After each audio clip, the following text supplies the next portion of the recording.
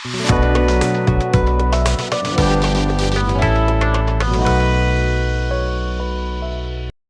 ছাত্ৰ-ছাত্ৰীসকল, study YouTube চেনেললৈ তোমালোকক আকৌ এবাৰ স্বাগতম জনাইছোঁ।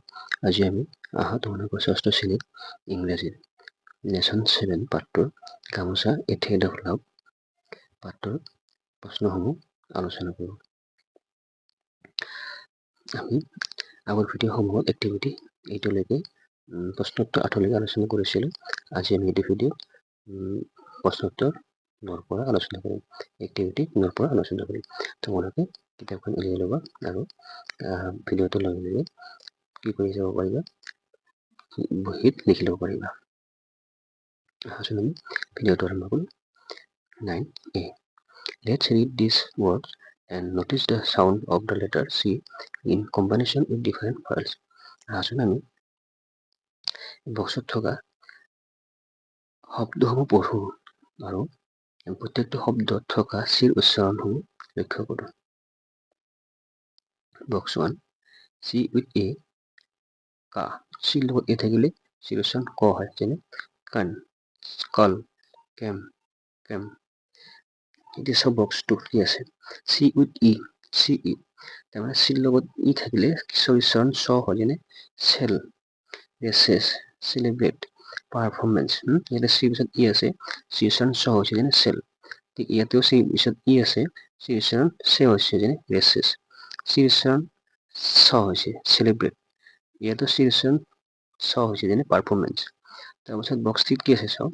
C with I. চি আইৰ লগত থাকিলে কি হয়? চিৰ পাছত যদি আই থাকে কি হয়? চি আই হ'লে চিটি। চিৰ পাছত আই থাকিলেও চিৰ উচ্চাৰণ চ হয়, যেনে city, C I T Y city. Circle, C I R C L E circle. এইটো চিৰ উচ্চাৰণ চ হৈছে, চিৰ উচ্চাৰণ চ হৈছে, C I R sir, C L equal circle.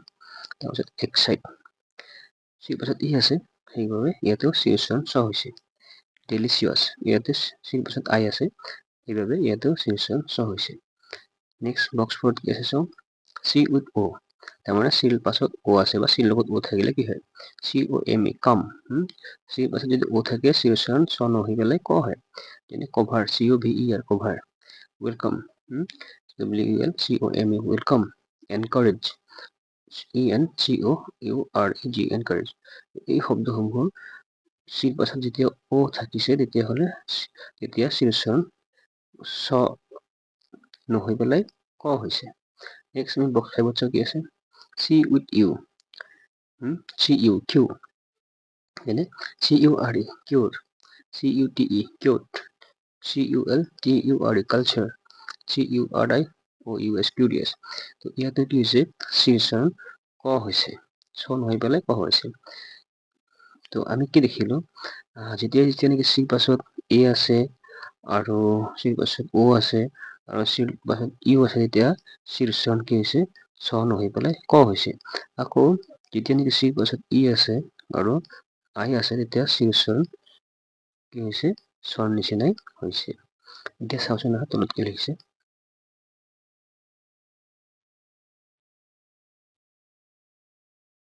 The letter C in the words of box 1, box 4 and box 5 are pronounced like the letter K in kangaroo, kudos, etc. This is C, box 1, box 4 and box 5 of চিৰ উচ্চাৰণ কি হৈছে? কৰ নিচিনা হৈছে, কেৰ নিচিনা হৈছে। কেৰ উচ্চাৰণ কি হয়? ক হয়। গতিকে বক্স 1, বক্স 4 and box 5 চিৰ উচ্চাৰণ কৰ নিচিনা হৈছে। এইটো কথা বুজিছে এতিয়া।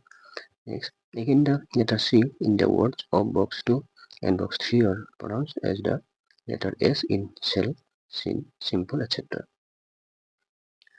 আকৌ C বক্স 2 আৰু বক্স 3 কেনেদৰে উচ্চাৰণ হৈছে? এছৰ দৰে উচ্চাৰণ হৈছে। বক্স 2 আৰু বক্স 3 চি উচ্চাৰণ এছৰ দৰে হৈছে। এইটো কথাকে কৈছে ইয়াতে। চ' উই কেন চে ডেট, সেইবাবে আমি ক'ব পাৰোঁ যে জেনেৰেলি সাধাৰণতে when the letter C is followed by the letter A, তেতিয়া নেকি চি আখৰটো পাছত এ থাকে, ও থাকে, এন ইউ আৰু ইউ থাকে, ইট ইজ প্ৰনাউন্সড লাইক কে। তাৰমানে যেতিয়া চিৰ পিছত ভাৱেল এ, ও বা ইউ থাকে, তেতিয়াহ'লে চি উচ্চাৰণ কৰ নিচিনা হয়। And when the letter C is followed by the letters E, and I, it is pronounced like yes. আকৌ যেতিয়া চিৰ পাছত ই বা আই ভাৱেল থাকে তেতিয়া চিৰ উচ্চাৰণ স্বৰ নিচিনাই হয়। তোমালোকে চিৰ উচ্চাৰণ ক'ত কেতিয়া কি হয়, চ হয় নে ক হয় জানিলা। তো এনেধৰণৰ শব্দ তোমালোকে পাৰো বহুত পাবা। এই শব্দসমূহ উচ্চাৰণ তোমালোকে প্ৰেক্টিচ কৰি চাবা। চাওক ইয়াৰ পাছৰ পেজত কি আছে। B, listen to your teacher sing the following 2 words from the lesson. তোমাৰ শিক্ষকে তলৰ শব্দ দুটাৰ উচ্চাৰণ কেনেদৰে কৰে সেইটো লক্ষ্য কৰা। কনচাৰ্ণ, ইয়াতে চিৰ পাছত অ আছে, সেইবাবে চিৰ উচ্চাৰণ ক হৈছে, আৰু ইয়াতে চিৰ পিছত ই আছে, সেইকাৰণে এইটো চিৰ উচ্চাৰণ চ হৈছে। কনচাৰ্ণ, এইটো হ'ল কনচাৰ্ণ। ঠিক তেনেদৰে ডেলিকেচিছ, DELICA, চিৰ পাছত এ আছে, গতিকে চিৰ উচ্চাৰণ ইয়াতে চ নহয় বোলে ক হ'ব। তাৰ পাছত চিৰ পাছত আই আছে, ইয়াতে চিৰ উচ্চাৰণ ক নহয়, ইয়াতে চ হ'ব, সেইকাৰণে এইটো শব্দ উচ্চাৰণ হ'ব ডেলিকেচিছ। নেক্সট কি কৈছে চাওক, find out more such word and say them aloud. এনেধৰণৰ আৰু বহুতো শব্দ পাবা, এই শব্দসমূহ তুমি বিচাৰি চাবা আৰু সেইবোৰ জোৰকৈ উচ্চাৰণ কৰি চাবা। তোমালোকে এনেধৰণৰ শব্দ কিতাপত বহুত পাবা আৰু ইংৰাজী পঢ়ি থাকোঁতেই পাবা। এই শব্দসমূহ তোমালোকে বেলেগকে নোট কৰিবা, বহীত লিখি ল'বা আৰু শব্দসমূহ পঢ়িবলৈ চেষ্টা কৰিবা। এতিয়া চাওঁ আহা এক্টিভিটি 10 কি আছে। Let's learn about the types of sentences. আমি বাক্যৰ প্ৰকাৰৰ বিষয়ে শিকোঁ। We use sentences to perform certain functions. আমি বাক্য ব্যৱহাৰ কৰোঁ কিছুমান কাম সম্পাদন কৰিবলৈ। Depending on the functions, সেই কামসমূহৰ ওপৰত নিৰ্ভৰ কৰি we have different types of sentences. আমি বিভিন্ন ধৰণৰ বাক্য পাওঁ, বিভিন্ন প্ৰকাৰৰ বাক্য পাওঁ। Let's read the following sentences from the lesson and understand their types. আহাচোন আমি তলৰ বাক্যসমূহ চাওঁ, যিবোৰ বাক্য নেকি পাঠটোৰ পৰা দিয়া হৈছে, আৰু সেই বাক্যসমূহৰ প্ৰকাৰৰ বিষয়ে আমি জানো। A, মিনকি, Suman and Jumi R ৱেইটিং। মিনকি, Suman আৰু জুমিয়ে অপেক্ষা কৰি আছিল। বি কি কৈছে, she often treats us with delicious laddus. তেওঁ সদায়ে আমাক বা প্ৰায়ে আমাক, often মানে প্ৰায়ে আমাক সুস্বাদু লাড়ু খাবলৈ দিয়ে। These two sentences are assertive sentences. এই বাক্য দুটা হ'ল কি বিবৃতিমূলক বাক্য, যাক ইংৰাজীত assertive sentence বুলি কয়। They state something or give us information.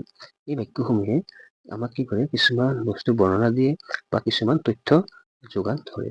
এই ধৰণৰ বাক্য কি বুলি কয়, assertive sentence বুলি কয়। আৰু assertive sentence সদায় ফুল ষ্টপৰ সৈতে শেষ হয়, মনত ৰাখিবা। যেতিয়া বাক্যৰ শেষত ফুল ষ্টপ থাকিব, সেইটো বাক্য কি হ'ব, assertive sentence হ'ব। এতিয়া চাব পাছত কি আছে। Here are two other sentences. ইয়াতে আকৌ অন্য দুটা বাক্য দিয়া আছে। See, where is my গামোচা? মোৰ গামোচাখন ক'ত? How did you manage without this গামোচা? তুমি গামোচাৰ অবিহনে কেনেদৰে মেনেজ কৰিলা? These are interrogative sentences. They are used to ask questions. এই বাক্যবোৰক কি বুলি কয় ইংৰাজীত? ইণ্টাৰগেটিভ চেণ্টেন্স বুলি কয়। ইণ্টাৰগেটিভ বাক্য বা প্ৰশ্নসূচক বাক্য। ইণ্টাৰগেটিভ চেণ্টেন্সৰ অসমীয়া মিনিং হ'ল প্ৰশ্নসূচক বাক্য। যিবোৰ বাক্য নেকি কিবা প্ৰশ্ন সোধে বা প্ৰশ্ন প্ৰকাশ কৰে, এইবোৰ বাক্য ইণ্টাৰগেটিভ চেণ্টেন্স বুলি কয়। আৰু ইণ্টাৰগেটিভ চেণ্টেন্স সদায় প্ৰশ্নবোধক চিহ্নৰ সৈতে শেষ হয়। তো বুজিলা তোমালোকে, যিবোৰ বাক্যৰ শেষত প্ৰশ্নবোধক চিন থাকিব, সেইবোৰ বাক্য কি হ'ব, ইণ্টাৰগেটিভ চেণ্টেন্স হ'ব। এতিয়া চাওঁ পাছত কি আছে। Here are two other sentences. ইয়াতে আৰু অন্য দুটা বাক্য দিয়া আছে। ই, come, wash up and have some জলপান। আহা, ধোৱা আৰু কিছু জলপান খোৱা। Get ready soon. সোনকালে প্ৰস্তুত হোৱা, ৰেডি হোৱা, সাজু হোৱা। These are imperative sentences. They are used to give instruction or orders. They are also used for making request. এই বাক্যসমূহ কি বুলি কয়, ইম্পাৰেটিভ চেণ্টেন্স বুলি কয়। কিয়নো এই বাক্যসমূহে কি কয়, কিছুমান আদেশ অনুৰোধ বুজায়। আদেশ বা অনুৰোধ প্ৰকাশ কৰে এই বাক্যসমূহ। যিবোৰ বাক্য নেকি আদেশ বা অনুৰোধ বুজায় এনেধৰণৰ বাক্যক ইংৰাজীত কি বুলি কয়? ইম্পাৰেটিভ চেন্টেন্স বুলি কয়। মনত ৰাখিবা, যিবোৰ বাক্য নেকি আদেশ দিয়ে, অৰ্ডাৰ দিয়ে বা ৰিকুৱেষ্ট কৰে সেই ধৰণৰ বাক্যসমূহক ইংৰাজীত ইম্পাৰেটিভ চেন্টেন্স বুলি কয়। এতিয়া চাওঁ আহা পাছত কি আছে। Now look at these two sentences. এতিয়া তলৰ বাক্য দুটালৈ চোৱাচোন। G number, oh no, my গামোচা, মোৰ গামোচা কি হ'ল? H, oh, your performance was wonderful. তোমাৰ উপস্থাপন খুব ধুনীয়া আছিল, সুন্দৰ আছিল।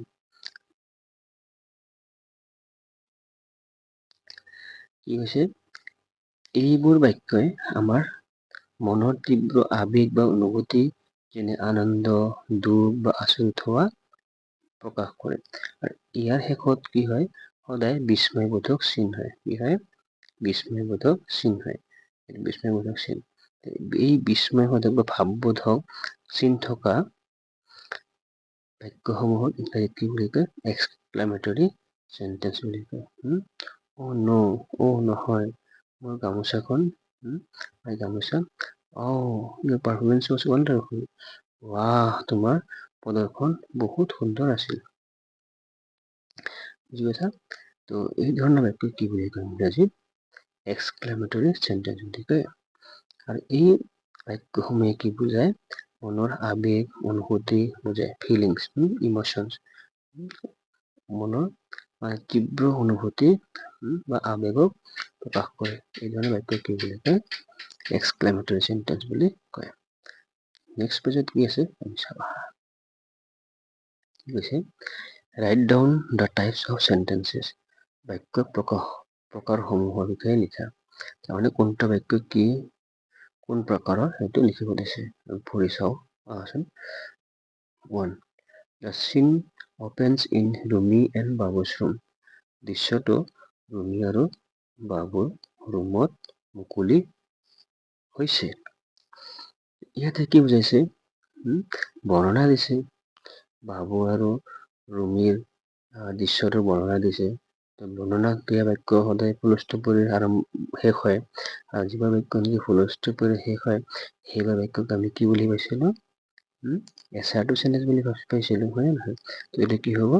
এছাৰটিভ চেন্টেন্স হ'ব। এছাৰটিভ চেন্টেন্স। দুই নম্বৰটো কি আছে? হাউ ৱাজ ইউৰ ডে? তোমাৰ দিনটো কেনে আছিল? এটা কি হ'ব? প্ৰশ্ন আছে, প্ৰশ্নবোধক বাক্য। তো প্ৰশ্নসূচক বাক্য ইংৰাজীত কি বুলি কয়? ইণ্টাৰগেটিভ চেন্টেন্স। কি হ'ব এইটো? ইণ্টাৰগেটিভ চেন্টেন্স। নেক্সট নম্বৰ 3 কি আছে? কাম ইনচাইড এণ্ড এনজয় ৰঙালী বিহুজ ডেলিকেচিজ। ভিতৰলৈ অহা আৰু ৰঙালী বিহুৰ সোৱাদ লোৱাহি। ইয়াতে কি বুজাইছে? কাম ইনচাইড, ভিতৰলৈ আহা। আদেশ কৰা বুজাইছে, হয়নে নাই? আদেশ দিছে যে তোমালোকে ভিতৰত আহা, আহিবলৈ আদেশ দিয়া হৈছে। তো এইটো কি হ'ব? আদেশ অনুৰোধমূলক বাক্য কি বুলি কয় ইংৰাজীত? ইম্পাৰেটিভ চেন্টেন্স হ'ব। সেইটো কি হ'ব? ইম্পাৰেটিভ চেন্টেন্স। নেক্সট 4 নম্বৰ কি কৈছে? I am glad to see you all. মই তোমাক দেখিবলৈ খুবেই আনন্দিত হৈছো, খুবেই সুখী হৈছো। এইটো কি বুজাইছে? আবেগ বুজাইছে আৰু ভাৱবোধক চিন আছে ইয়াতে। এইটো বাক্য কি বুলি ক'ব? আদেশ অনুৰোধমূলক বাক্য। আদেশ নহয়, অনুভূতি। আবেগ আৰু অনুভূতি বুজাইছে। এইটো বাক্য কি বুলি ক'ব ইংৰাজীত? এক্সক্লেমেটৰী চেন্টেন্স বুলি ক'ব। এক্সক্লেমেটৰী চেন্টেন্স। নেক্সট C নম্বৰ কি হৈছে চাওঁচোন। Now write down more such sentences in the space below. এতিয়া তলৰ খালী ঠাইত এনে ধৰণৰ আৰু বেলেগ বেলেগ বাক্য লিখা। You may take help from the lesson. তুমি পাঠটোৰ পৰা সহায় ল'ব পাৰিবা। বা পাঠত থকা বাক্য যদি তেনেধৰণৰ বাক্য আছে তুমি লিখিব পাৰিবা। তো আহাচোন আমি বিচাৰিছোঁ কিছু বাক্য পাওঁ নেকি। তো কি আছে আমি আৰু ইয়াতে কেতিয়াও বাক্য মই লিখিছোঁ তোমালোকে এই ধৰণৰ বাক্য নিজে বেলেগ বেলেগ লিখিব পাৰিবা বা এইকেইটা লিখিলেও হ'ব। তো আচোন আমি চাওঁ এছাৰ্টিভ চেণ্টেন্স কি আছে আই লাইক ঘিলা পিঠা মই ঘিলা পিঠা ভাল পাওঁ বেলেগ এইবোৰ ফুল ষ্টপ হ'ব। তাৰপিছত the sun rises in the east সূৰ্যটো পূবফালে উদয় হয়। তাৰপিছত interrogative sentence where will we go' first আমি প্ৰথমতে ক'ত যাম। হোৱাট ইজ ইয়ৰ নেম তোমাৰ নাম কি। ইম্পাৰেটিভ চেণ্টেন্স অপেন দ্য ডোৰ দুৱাৰটো খোলা। Please give me a glass of water মোক এগিলাচ পানী দিয়াচোন অনুগ্ৰহ কৰি মোক এগিলাচ পানী দিয়া। Exclamatory what a beautiful flower কিমান যে ধুনীয়া ফুল এইটো কি যে ধুনীয়া ফুল। হুৰ্ৰা উই ৱন দ্য মেচ আমি কি কৰিলোঁ খেলখনত জিকিলোঁ। তো এই চাৰিটা হ'ল বাক্যৰ প্ৰধান প্ৰকাৰ তোমালোকে মনত ৰাখিবা। ইয়াৰ পৰা প্ৰশ্ন কিন্তু পৰীক্ষাত আহিব বা পাছলৈ এনেধৰণৰ বাক্যৰ প্ৰকাৰ তোমালোকৰ প্ৰয়োজন হ'ব। ঠিক আছে তো এতিয়াৰ পৰা এইবোৰ বাক্য তোমালোকে যদি শিকা পিছলৈ তোমালোকৰ বহুত সহজ হ'ব আৰু ইংৰাজী ভাষা ক'বলৈ তোমালোকৰ সুবিধা হ'ব। ঠিক আছে সেইখিনি মনত ৰাখিবা। ইয়াৰ পাছত চাওঁ আহা 11 নম্বৰ এক্টিভিটিত কি কি আছে। লেটছ প্ৰেক্টিচ গ্ৰামাৰ প্ৰেক্টিচ কৰোঁ আহা। Read the lesson and fill in the table with 2 examples for each word class. তলৰ লেচনটো পঢ়ি পেলাই তলৰ টেবুলটো থকা বিভিন্ন ৱৰ্ড ক্লাছসমূহ দুটা দুটাকৈ উদাহৰণ দিব দিছে। নাউনৰ দুটা উদাহৰণ দিব দিছে। নাউন মানে কি আমি জানো নাম মাত্ৰে নাউন মানে বিশেষ্য পদ হয় নাই নাম মাত্ৰে বিশেষ্য পদ। তো আমি কি কি লিখিব পাৰোঁ নাম কি নাম পাইছোঁ পাঠটোত আমি কি নাম পাইছোঁ ৰুমি পাইছোঁ নে নাই আৰু কি পাইছোঁ বুবু পাইছোঁ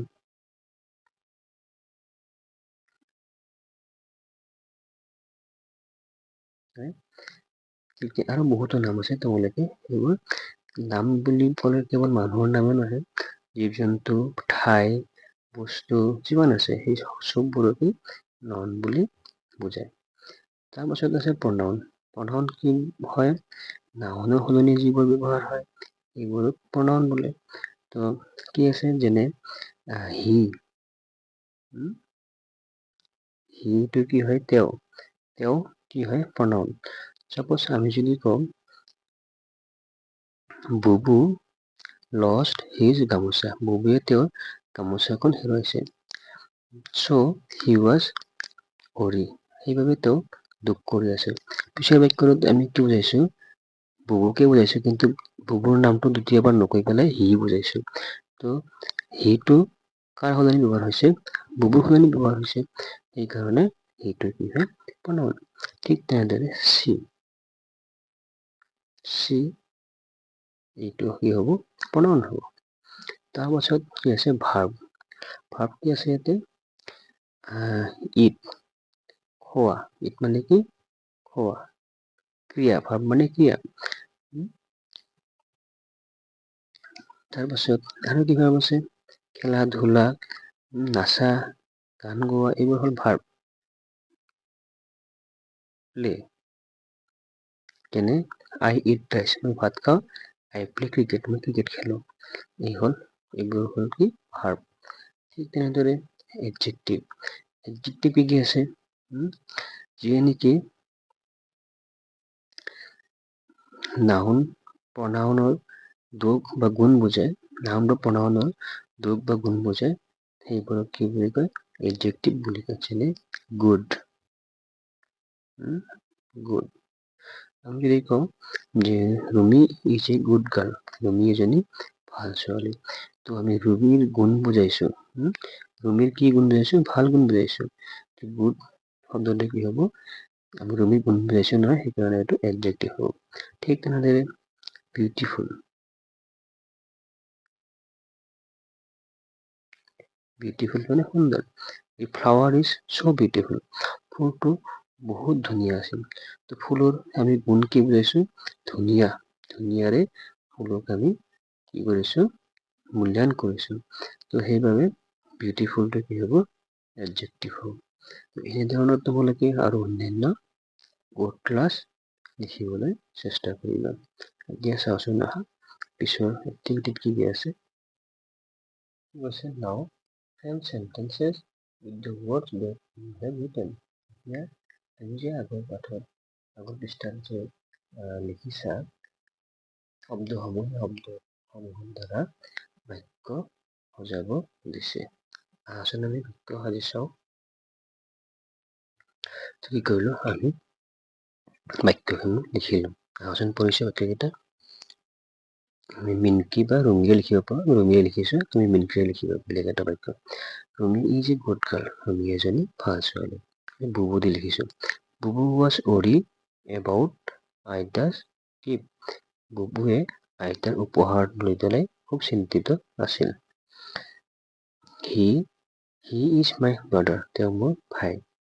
চি চিংছ ভেৰি ৱেল। তাই খুব সুন্দৰ গায়। I eat apple. মই আপেল খাওঁ। Play I play cricket. মই ক্ৰিকেট খেলো। Good honesty is a good habit. সততা এটা ভাল অভ্যাস। Beautiful the rose is a beautiful flower. গোলাপ এটা ধুনীয়া ফুল। তো আমি ইয়াত এইটো ভিডিঅ'ত এক্টিভিটি 11লৈ আলোচনা কৰিলো। এক্টিভিটি 12ৰ পৰা পাছৰ কেইটা আমি এটা ভিডিঅ'ত আৰম্ভ কৰিম। তোমালোকে এই ভিডিঅ'টোত এক্টিভিটিসমূহ চাই কি বুজিলা মোক কমেণ্ট কৰি জনাবা। আৰু যদি ভাল লাগিছে মোৰ ভিডিঅ'টো লাইক কৰিবা আৰু যদি মোৰ চেনেলটো ছাবস্ক্ৰাইব কৰা নাই ছাবস্ক্ৰাইব কৰি ল'বা। ঠিক আছে, আজিলৈ এইখিনিতে এৰিছোঁ। ধন্যবাদ। Bye bye.